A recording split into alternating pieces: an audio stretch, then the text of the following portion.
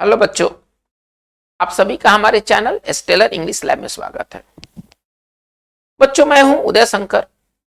आज के इस वीडियो सेशन में हम लोग बात करेंगे यूजेज ऑफ द को लेकर के। आर्टिकल का आज का हमारा ये सेकंड वीडियो सेशन होगा। फर्स्ट वीडियो सेशन में हम लोगों ने ए एंड द के बेसिक चीजों के बारे में देखा था। ए एंड का प्रयोग कहां होता है, कहां नहीं होता है, हम द का प्रयोग कहां करते हैं और कहां नहीं करते हैं। इस वीडियो सेशन से पहले आप फर्स्ट वीडियो सेशन जरूर देख लें, जिससे कि आपका बेसिक कॉन्सेप्ट अच्छा हो जाएगा। आज की इस वीडियो सेशन में हम लोग द से जुड़े हुए कुछ इंपॉर्टेंट यूज को देखेंगे कि द का प्रयोग कहां कहां होता है। चलिए सबसे पहले स्टार्ट करते हैं। देखिए, एक स्ट्रक्चर है, आप उसको स्ट्रक्चर समझ ले, by plus the. By plus the एक स्ट्रक्चर है, बाई प्लस द। हम बाई प्लस द का प्रयोग क्या कहने के लिए करते हैं, हमें क्या कहना है, हमें कौन सी बात कहना है जिसके लिए हम लोग बाई के साथ द का इस्तेमाल करेंगे। तो जब हमें कहना है कि हम किसी काम को किसी हिसाब से करते हैं, तो उसके लिए हम लोग बाई प्लस द का प्रयोग करते हैं। यानी कि बाई प्लस द का अगर सरल तरीके से अगर कहा जाए तो इसका अर्थ होता है के हिसाब से। के हिसाब से यानी कि अगर आप किसी काम को किसी हिसाब से करते हैं तो उस बात को कहने के लिए हम बाई के साथ जो आर्टिकल का प्रयोग करते हैं वो ए नहीं करते हैं, एंड नहीं करते हैं। हम क्या करते हैं, बाई के साथ हम द लगाते हैं यदि हमको कहना है के हिसाब से। जैसे उदाहरण से आप इसे बेहतर समझ सकते हैं। चलिए एक एग्जांपल लेते हैं कि किस तरह की बात को कहने के लिए हम बाई प्लस द का यूज करते हैं। चलिए, जैसे कि आप इस वाक्य को देखें, मैंने दर्जन के हिसाब से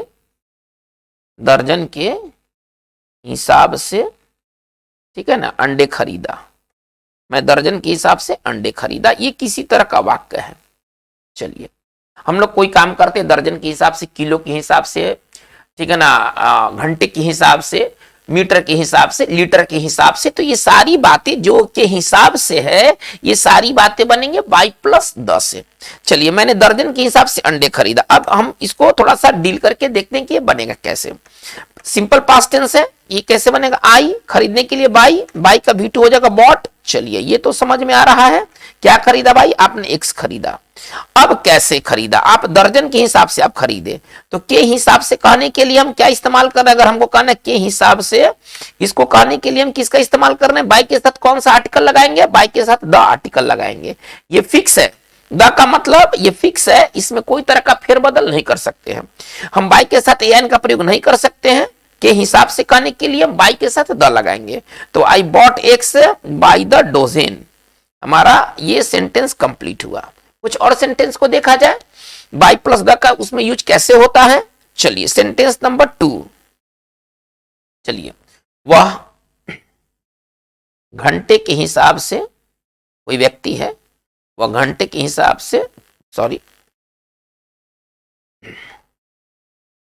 वह घंटे के हिसाब से काम करता है। कोई व्यक्ति है, ठीक है ना, हिसाब से काम करता है। कोई व्यक्ति है जो घंटा के हिसाब से काम करता है, मतलब 1 घंटा का अगर 200 लेगा, 2 घंटा काम करेगा 400 होगा उसका, 8 घंटा काम करेगा उसका 1600 होगा, क्योंकि वो घंटे में 200 रुपए ले रहा है। तो वो घंटे के हिसाब से काम करता है। हमको इस तरह का कोई सेंटेंस बनाना है। चलिए, इसको देखा जाए कि कैसे बनेगा। चलिए, वो काम करता है, पहले इतना तो हम लोग लेके चलते हैं, वॉक्स, ठीक है ना, वो काम करता है। कैसे भाई, वो कैसे, तो घंटे के हिसाब से। तो के हिसाब से कहने के लिए हम क्या लगाएंगे, बाय के साथ हम प्रीपोजिशन द का प्रयोग करेंगे। ठीक है, ही वर्क्स बाय द, चलिए कैसे, घंटे के हिसाब से ना, तो बाय द आवर।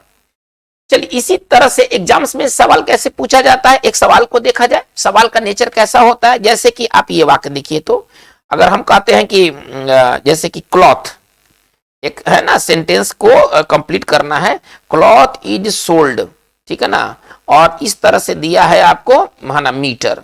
इसका हिंदी पहले हिंदी निकाल लेते हैं, पहले काम करने से पहले हिंदी निकाल लेते हैं कि जो कपड़े हैं वो मीटर के हिसाब से बेचे जाते हैं, यह भाव ये निकल रहा है।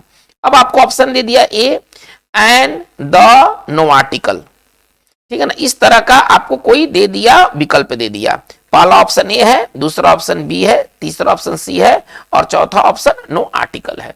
तो बच्चों इसका राइट आंसर क्या होना चाहिए? बाई के साथ क्या जाता है? बाई के साथ हम किसका प्रयोग करते हैं? द का प्रयोग करते हैं। ए का नहीं, एन का नहीं, नो आर्टिकल नहीं, यानी कि हमारा यहां क्या होना चाहिए? बाई के साथ द होना चाहिए, अतः हमारा राइट आंसर क्या होगा? सी होगा। तो बच्चों मैं समझता हूं कि आपका ये कॉन्सेप्ट क्लियर हो गया होगा कि बाई के साथ हम द का प्रयोग कब करते हैं? जब हमें कहना है कि हम किसी काम को किसी हिसाब से करते हैं। तो किसी काम को किसी हिसाब से करने के लिए हम जो इस्तेमाल करते हैं वो है बाई प्लस द। चलिए हम लोग रूल नंबर 2 की तरफ मूव करते हैं, देखते हैं कि रूल नंबर 2 क्या है। हम द का यूज और कहां कहां करते हैं? देखिए दुनिया में जो भी अद्भुत चीजें हैं, अद्भुत चीजें हैं जो वंडर्स में माना जाता है, आश्चर्यजनक में माना जाता है, हम उसके साथ बाई लगाते हैं, सॉरी द लगाते हैं। द का प्रयोग कहां करते हैं? तो दुनिया में जो वंडर्स ऑफ द वर्ल्ड, आप ऐसे समझिए जो दुनिया के आश्चर्य की जो चीजें हैं, वंडर्स ऑफ द वर्ल्ड हैं, हम उसके साथ हम लोग द का इस्तेमाल करते हैं। जैसे कि आप मान लीजिए ताजमहल दुनिया के अनोखा चीजों में से एक आता है। इसी तरीके से है जितने भी वंडर्स ऑफ द वर्ल्ड, जैसे मोनालिसा है ना। मोनालिसा क्या एक पेंटिंग है ना, जो कि लियोनार्डो दा विंसी ने किया है और इस पेंटिंग को दुनिया के वंडर्स में से रखा गया है। ठीक है, कैसे लिखेंगे? अब इसमें आर्टिकल आपको भरने के लिए दे दिया गया है। कह रहा है क्या? मोनालिसा, मोनालिसा, ठीक है ना, इज पेंटेड बाई, है ना, मोनालिसा इज पेंटेड बाई, ठीक है ना, लियोनार्डो डी विंसी। चलिए एक शॉर्ट में बात को लिख दिया गया। मोनालिसा जो है वो पेंट किया गया है लियोनार्डो दा विंसी द्वारा। आपको यहां पर भरना है आर्टिकल, सुटेबल आर्टिकल भरना है। हमें पता होना चाहिए कि मोनालिसा एक बहुत दुनिया के आश्चर्यजनक पेंटिंग है। रूल क्या कहता है कि दुनिया में जितने भी वंडर्स ऑफ द वर्ल्ड है, जिनको आप वंडर्स ऑफ द वर्ल्ड मानते हैं, मतलब आश्चर्यजनक चीज है, अद्भुत चीज है, दुनिया के आश्चर्य, आप इसको ऐसे समझिए, विश्व के जो भी आश्चर्य हैं, ठीक है ना, विश्व के जो भी आश्चर्य है उनके नाम के साथ हम द का प्रयोग करते हैं। मोनालिसा भी इसी तरह से एक दुनिया के आश्चर्य में रखा गया है, अतः इसके साथ हमारा प्रीपोजिशन, सॉरी आर्टिकल का कौन सा आर्टिकल लगेगा? ए मोनालिसा नहीं, एन मोनालिसा नहीं, द मोनालिसा हमारा राइट आंसर होना चाहिए, द मोनालिसा। तो बच्चों जितने भी वंडर्स ऑफ द वर्ल्ड हैं सब पर यह नियम काम करता है। जैसे कि आप इस वाक्य को देखिए, अब जैसे कि आपको दे दिया भरने के लिए, ठीक है ना, हम कोई आश्चर्यजनक और ले लेते हैं जो कि दुनिया में उसको आश्चर्यजनक आश्चर्य की कैटेगरी में रखा गया है, ठीक है ना। तो वो देखते हैं जैसे वॉल ऑफ चाइना, चीन की दीवार, ठीक है ना, वॉल ऑफ चाइना, आप ऐसे समझिए, ठीक है ना। Can be seen, can be seen देखा जा सकता है ना, फ्रॉम मून, चांद से देखा जा सकता है। ऐसा कहा जाता है कि चांद से पृथ्वी पर देखा जाने वाला केवल एक ही चीज है और वह है चीन की दीवार। चलिए चीन की दीवार को ना ये दुनिया के आश्चर्यजनक चीजों में से एक रखा गया है और इसके साथ द का प्रयोग होना चाहिए। तो बच्चों रूल नंबर 2 बहुत क्लियर है कि दुनिया में जो भी आश्चर्य की चीजें हैं हम उसके साथ द का प्रयोग करते हैं। चलिए रूल नंबर 3 में आते हैं। द के यूजेस बहुत सारे यूजेस हैं, देखा जाए कि द का यूज हम कहां कहां करते हैं। देखिए प्रॉपर नाउन के साथ द का यूज नहीं होता है, कोई नाम के साथ द का यूज नहीं होता है। जैसे कि मान लीजिए कि रवि वर्मा कोई नाम है, सपोज कीजिए कि कोई नाम है रवि वर्मा, ठीक है ना, तो रवि वर्मा एक प्रॉपर नाउन है, ठीक है ना, और प्रॉपर नाउन के साथ रूल क्या कहता है कि द का प्रयोग नहीं होना चाहिए। हम किसी भी प्रॉपर नाउन के साथ द का प्रयोग नहीं करते हैं। पहले आप फंडामेंटल चीजों को समझिए। प्रॉपर नाउन के साथ द का प्रयोग नहीं होता है, वो चाहे कोई भी हो। जैसे कि अगर हम कहते हैं कि गांधी जी, एक हम एग्जाम्पल लेते हैं, गांधी जी, ठीक है ना, वाज बोर्न, ठीक है ना, in Ahmedabad, sorry Gandhi ji was in born Gujarat कर देते हैं, ठीक है ना। चलिए Gandhi ji was born in Gujarat, Gandhi ji Gujarat में जन्म लिए थे। Einstein was a great scientist, Einstein was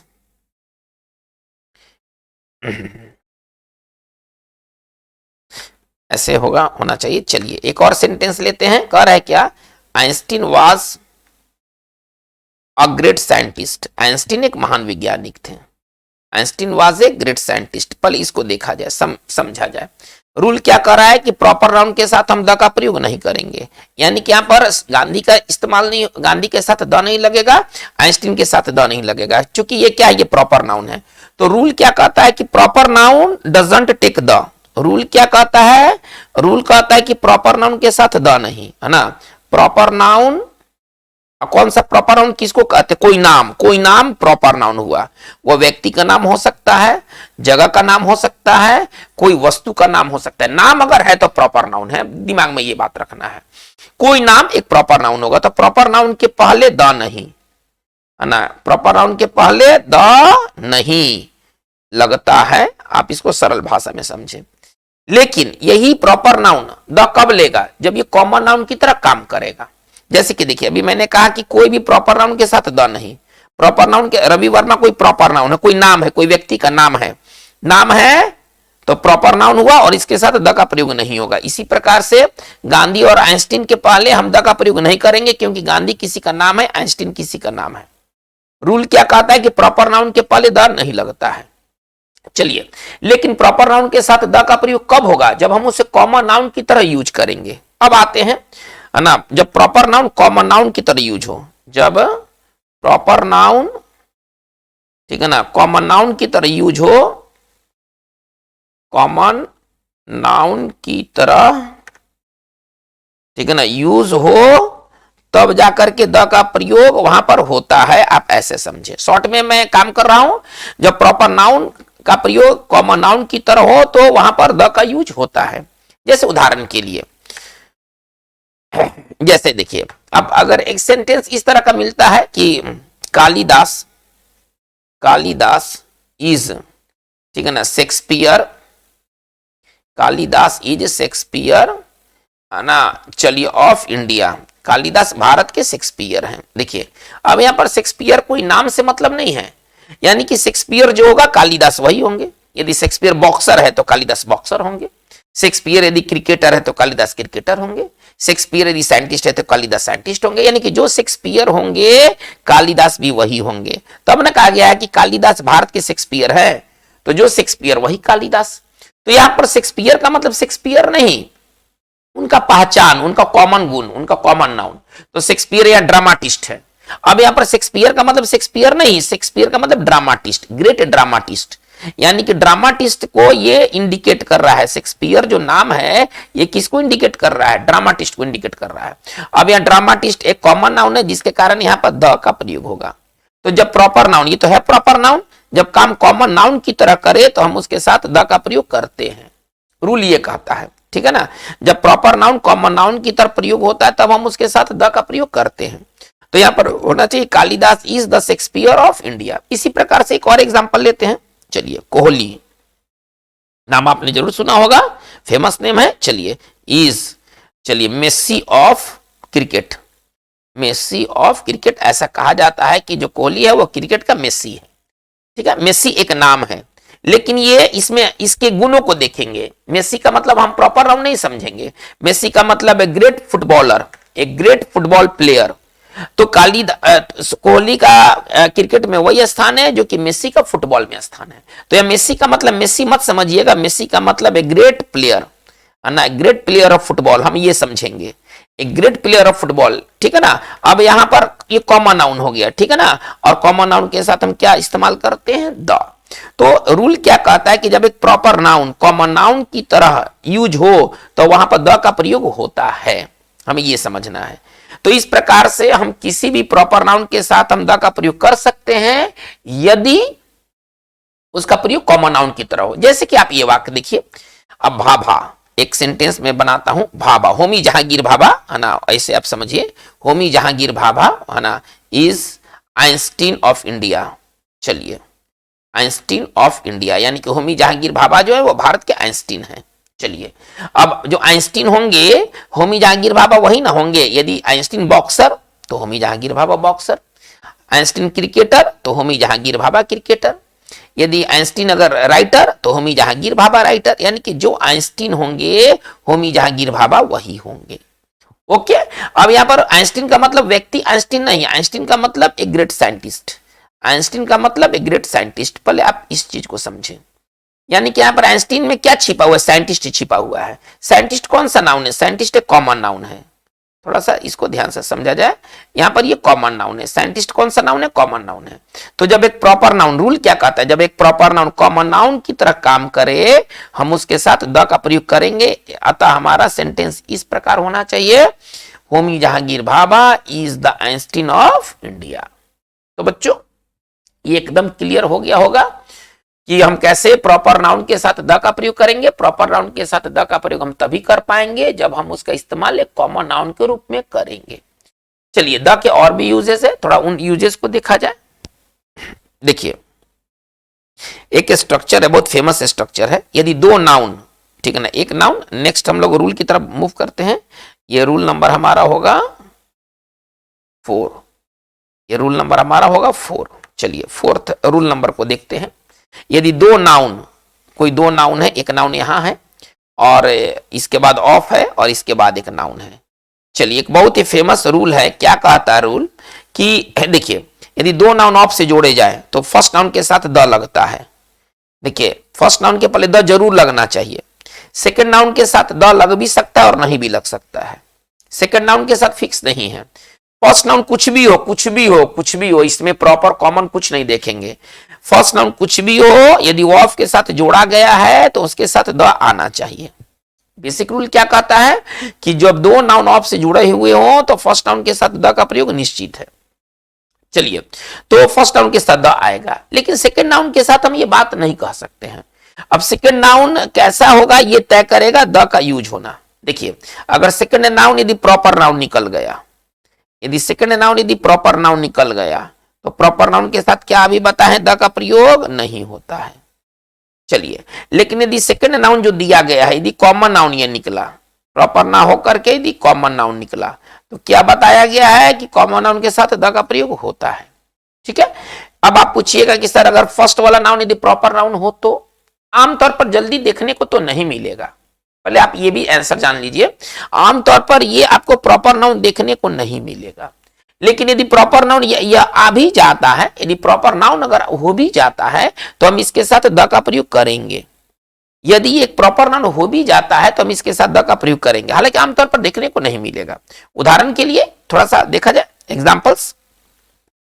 चलिए हमको कहना है भारत की जनसंख्या, चलिए इसको थोड़ा सा देखा जाए, और हमको कहना है देश की जनसंख्या। दो तरह का वाक्य है, दो तरह का फ्रेज है, सॉरी दो तरह का फ्रेज है, देश की जनसंख्या।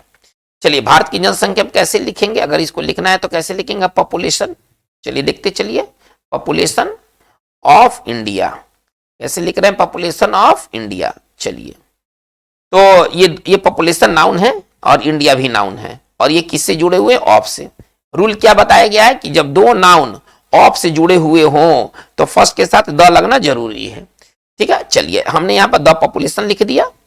ठीक है, यहां तक क्लियर है। अब सेकंड नाउन के बारे में क्या कहा गया है, थोड़ा सा पीछे मुड़कर आप देखिए। सेकंड नाउन के बारे में कहा गया है कि सेकंड नाउन यदि प्रॉपर नाउन यदि है तो वहां पर द का प्रयोग नहीं होगा। सेकंड नाउन यदि कॉमन नाउन है तो वहां पर हम द का प्रयोग करेंगे, आपको यह कहा गया है। चलिए यानी कि इसका मतलब है कि सेकंड नाउन ये कौन सा नाउन है, इंडिया कौन सा नाउन है, इंडिया प्रॉपर नाउन है। इंडिया कौन सा नाउन है, इंडिया एक प्रॉपर नाउन है, और प्रॉपर नाउन होने की वजह से यहां पर द का प्रयोग नहीं होगा। ठीक है, यानी कि हमारा पूरा लाइन, पूरा फ्रेज कैसे लिखा जाएगा, द पॉपुलेशन ऑफ इंडिया, बस द इंडिया गलत होगा, लेकिन कह रहे कि देश की जनसंख्या। अब हम इसके दूसरे पहलू को देखते हैं, तो क्या कैसे इसको लिखेंगे, पॉपुलेशन, पॉपुलेशन ऑफ कंट्री। थोड़ा सा ध्यान दिया जाए, अगर ये ऐसे अगर है तो हम ऐसे लिखेंगे, पॉपुलेशन ऑफ कंट्री। दो नाउन दिया गया है, एक नाउन यहां है, इसके बाद ऑफ है, और इसके बाद यह नाउन है। रूल्स क्या कहता है कि जब दो नाउन ऑफ से जुड़े हुए हो तो फर्स्ट के पहले हम क्या लगाते हैं, द लगाते हैं। द लग गया। सेकंड के साथ अब ये निर्भर करेगा कि सेकंड नाउन कैसा नाउन है। सेकंड नाउन यदि प्रॉपर नाउन है तो द नहीं, और सेकंड नाउन यदि कॉमन नाउन है तो द लग जाना चाहिए। तो देखिए इंडिया क्या था, प्रॉपर नाउन था, लेकिन कंट्री क्या है, वो जातिवाचक है। ठीक है ना, वो प्रॉपर नाउन नहीं है, वो कॉमन नाउन है। अब यहाँ पर क्या लिखेंगे, the population of the country. हमारा पूरा शुद्ध लाइन, शुद्ध फ्रेज ऐसे होना चाहिए, द पॉपुलेशन, ठीक है ना, ऑफ द कंट्री। चलिए तो ये हमारा फ्रेज कंप्लीट हो गया। तो बच्चों ये बहुत इंपॉर्टेंट ये वीडियो सेशन है। आज के इस वीडियो सेशन में हम लोगों ने टोटल 4 रूल्स को देखा है, जो कि काफी इंपॉर्टेंट है। लेकिन आपका ये वीडियो सेशन आगे भी जारी रहेगा। अब यहीं से हम रूल 5, रूल 6, रूल 7 इत्यादि की ओर बात करेंगे। टोटल हमको लगता है कि 20-25 रूल्स हैं ए एंड द से संबंधित। इनको पढ़ लेने के बाद ए एंड द आपको केवल क्लास 11 12 ही नहीं, बाकी किसी भी समय में कोई प्रॉब्लम नहीं होगा। बेसिक चीज को अच्छा रखिए बच्चों। अगर आपको ये वीडियो पसंद आया हो तो आप अपने ग्रुप में आप इस वीडियो को जरूर शेयर करें। अगर अब तक आपने चैनल को सब्सक्राइब नहीं किया है तो आप इसे प्लीज सब्सक्राइब कर ले, ताकि जितने भी लेटेस्ट वीडियो हैं उसका खबर आप तक पहुंच पाए। आज की बात बस इतना ही। Thank you very much.